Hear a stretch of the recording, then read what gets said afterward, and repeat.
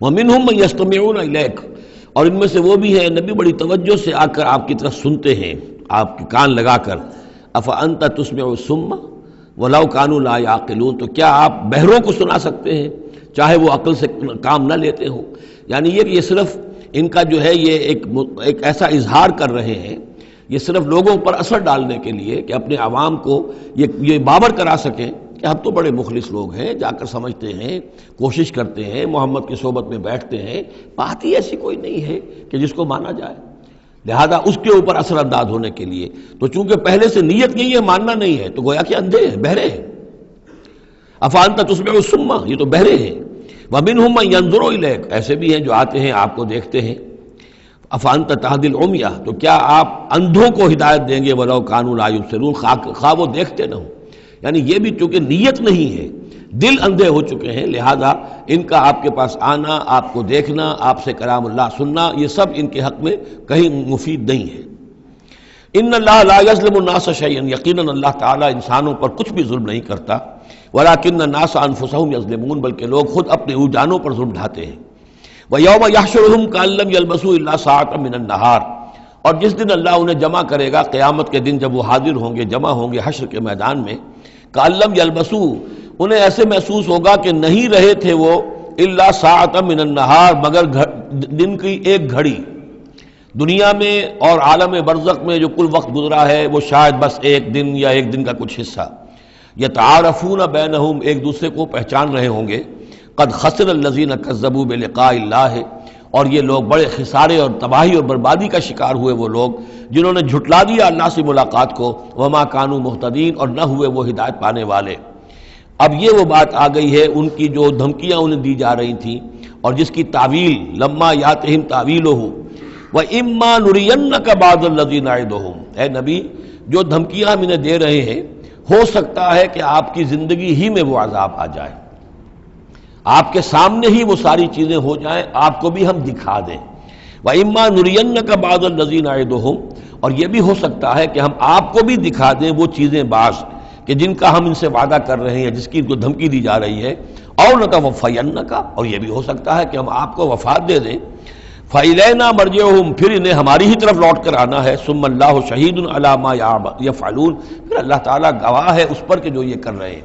یعنی آخری محاسبہ تو قیامت کے دن ہونا ہی ہے، وہاں ان کو پوری سزا مل جانی ہی ہے، لیکن یہ کہ یہ دنیا میں بھی ہو سکتا ہے کہ اگر وہ پورا عذاب نہ آئے، جیسے کہ آپ کو معلوم ہے کہ بعد میں جو صورت بنی، اللہ تعالیٰ نے قوم نوح کی طرح کا عذاب تو نہیں بھیجا، اس لیے کہ ایسا بھی نہیں ہے کہ مکے والے بالکل ایمان نہ لائے ہوں۔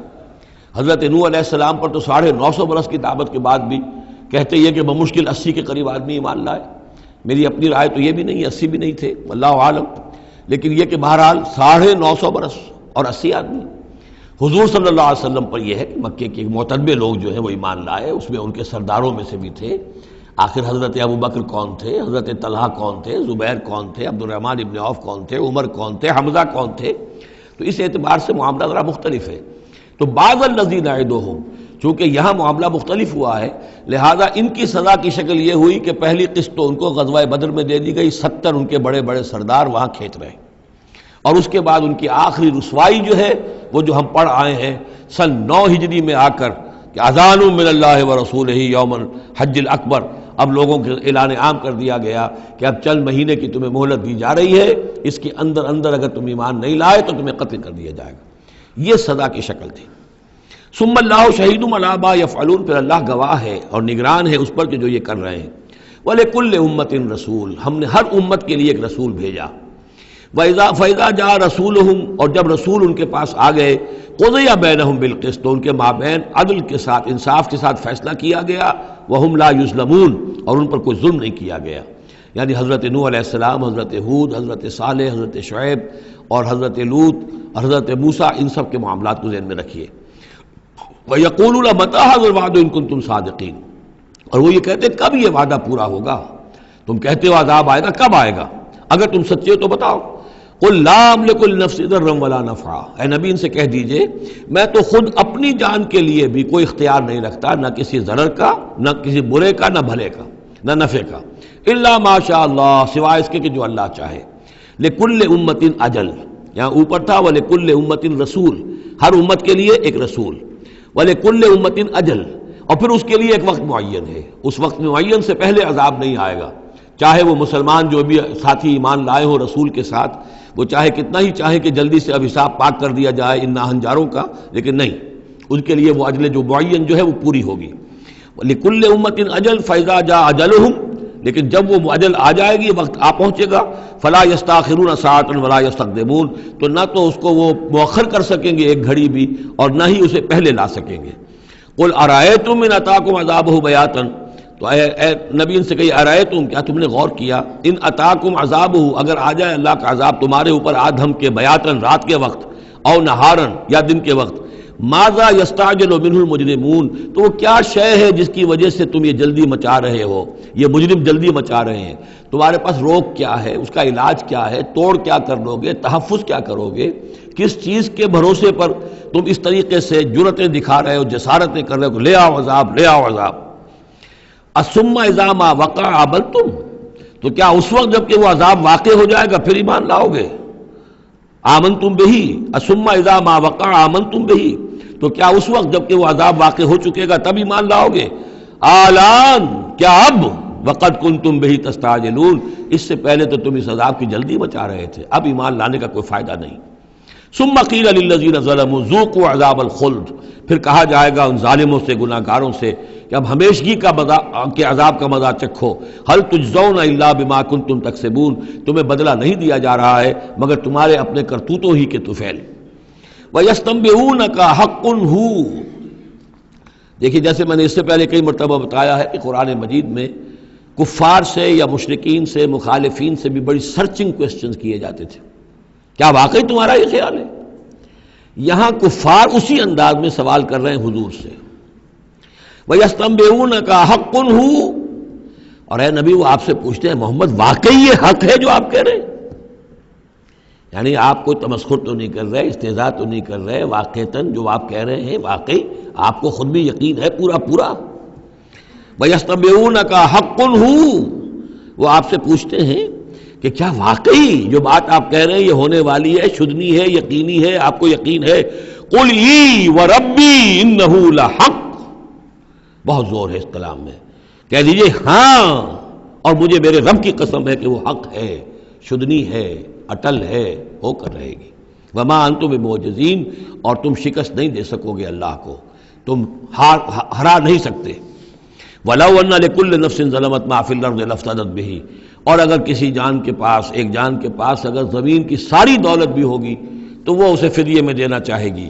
وَأَسَرُّوا النَّدَامَةَ، اور وہ اپنی ندامت کو چھپائیں گے، اندر ہی اندر جو ندامت ہوگی، لما رأوا العذاب، جب وہ دیکھیں گے عذاب کو، وَقُضِيَ بَيْنَهُم بِالْقِسْطِ، اور ان کے مابین عدل و انصاف کے ساتھ فیصلہ کر دیا جائے گا، وَهُمْ لَا يُظْلَمُونَ، اور ان پر کوئی ظلم نہیں ہوگا۔ أَلَا إِنَّ لِلَّهِ مَا فِي السَّمَاوَاتِ وَالْأَرْضِ، آگاہ ہو جاؤ، جو کچھ بھی ہے آسمانوں اور زمین میں وہ اللہ ہی کا ہے، اسی کی ملکیت ہے۔ الا ان وعد اللہ حق، آگاہ ہو جاؤ اللہ کا وعدہ حق ہے، ولکن اکثرهم لا يعلمون، لیکن ان کی اکثریت علم نہیں رکھتی۔ هو یحیی و یمیت، وہی ہے جو جلاتا ہے اور مارتا ہے، وإلیہ ترجعون، اور اسی طرح تمہیں لوٹ جانا ہے۔ اب جو یہ دو آیات آ رہی ہیں یہ پھر بہت عظیم خزانہ ہے قرآن مجید میں، عظمت قرآن کے بیان پر یہ بہت ہی جامع مقام ہے افادیت کے اعتبار سے۔ یا ایھا الناس، اے لوگو، قد جاءتکم موعظۃ من ربکم وشفاء لما فی الصدور، دیکھو آ گئی ہے تمہارے پاس نصیحت تمہارے رب کی طرف سے، اور جو روگ تمہارے سینوں میں ہیں ان کی دوا، ان کی شفا۔ یہ بہت اہم ہے، یہاں جو ترتیب آئی ہے وہ یہ ہے کہ اگر دل سخت ہو گئے ہوں تو ظاہر بات ہے کہ پھر اس پر کوئی کلام نرم و نازک بے اثر، مرد ناداں پر کلام نرم و نازک بے اثر، تو پہلے دل کو نرم کرنے کی ضرورت ہے۔ زمین سخت ہے، بارش برسی ہے، بارش بہہ گئی ہے، کوئی فائدہ ہی نہیں ہوگا، بارش جذب بھی نہیں ہوا۔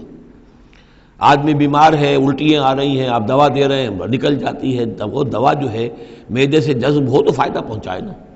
تو پہلا کام یہ ہے کہ دل کو نرم کیا جائے۔ ثم قست قلوبکم، جو دل سخت ہو گئے تھے انہیں نرم کیا، اس کے لیے واعظ کی ضرورت ہے، موعظہ، نصیحت، ایسی بات جو دلوں میں گداز پیدا کر دے، نرمی پیدا کر دے۔ پھر اس کے بعد جب وہ دوا بن کر اور وہ جذب ہو جائے تو اب اس کی تاثیر ہوگی کہ اب جو اس کے اندر امراض ہیں دلوں کے اندر، دلوں میں امراض کیا ہے؟ دنیا کی محبت، دولت کی محبت، شہرت کی محبت، جائیداد کی محبت، اولاد کی محبت، بیویوں کی محبت، دنیا یوں سمجھیے کہ ایک شے ہے، اسی میں ساری چیزیں آ جائیں گی۔ زُيِّنَ لِلنَّاسِ حُبُّ الشَّهَوَاتِ مِنَ النِّسَاءِ وَالْبَنِينَ وَالْقَنَاطِيرِ الْمُقَنطَرَةِ مِنَ الذَّهَبِ وَالْفِضَّةِ وَالْخَيْلِ الْمُسَوَّمَةِ وَالْأَنْعَامِ وَالْحَرْثِ۔ یہ روب اور تکبر اور حسد اور بغض، ان چیزوں کو نکال کر ان کا جو ہے علاج ہے وہ قرآن ہے۔ قد جاءتکم موعظۃ من ربکم، قرآن مجید اولاً تو موعظہ ہے، واعظ ہے، نصیحت ہے، پھر شفا ہے، شفاء لما فی الصدور، جو سینوں کے اندر جو روگ ہیں ان کا علاج ہے، وہدن، اور اب ہدایت ہے۔ بیماری اندر سے نکلے گی تو اب قرآن کی ہدایت پر آپ جو ہے عمل کریں گے، اس کی رہنمائی کو عملاً اختیار کریں گے، اور آخری نتیجہ وَرَحْمَةٌ لِّلْمُؤْمِنِينَ، اہل ایمان کے حق میں پھر یہ اللہ تعالیٰ کی سب سے بڑی رحمت، الرحمن علم القرآن، رحمان کی رحمانیت کا مظہر اتم یہ قرآن ہے۔ قل بفضل اللہ وبرحمتہ، اے نبی ان سے کہیے یہ قرآن جو نازل ہوا اللہ کے فضل سے اور اس کی رحمت سے نازل ہوا ہے، یہ اس کے فضل اور رحمت کا مظہر ہے، یہ اس کا بہت بڑا احسان ہے، یہ اس کی سب سے بڑی دولت ہے جو اس نے نوع انسانی کو دی ہے۔ قل بفضل اللہ وبرحمتہ فبذلک فلیفرحوا، تو اس پر خوشیاں منائیں۔ جشن منانا ہے تو قرآن کا مناؤ، خوشیاں منانی ہے قرآن کی مناؤ کہ اللہ تعالیٰ نے اتنی بڑی شے تمہیں عطا کی ہے۔ فرح کا لفظ عام طور پر قرآن مجید میں اچھے سینس میں نہیں آتا۔ فرح کہتے ہیں کہ خوشی سے پھولے نہ سمانا، عام طور پر یہ مذمت کی جگہ آتا ہے، لیکن یہاں فرمایا قرآن کے اوپر اگر فرح کرنا ہی ہے فَبِذَلِكَ فَلْيَفْرَحُوا، خوشیاں منانی ہے تو اس پر مناؤ۔ هُوَ خَيْرٌ مِّمَّا يَجْمَعُونَ، وہ جو کچھ تم جمع کر رہے ہو ساز و سامان دنیاوی، اور تم کہاں سے لے کر آئے ہو، تم نے سجاوٹ کے لیے سامان جمع کیا ہے، ڈیکوریشن پیسز جمع کیے ہیں، کہاں سے اینٹیکس لے کر آئے ہو، پیسے خرچ کیے ہیں، یہ ساری چیز جمع کر رہے ہو، ان سے کہیں بہتر ہے یہ قرآن۔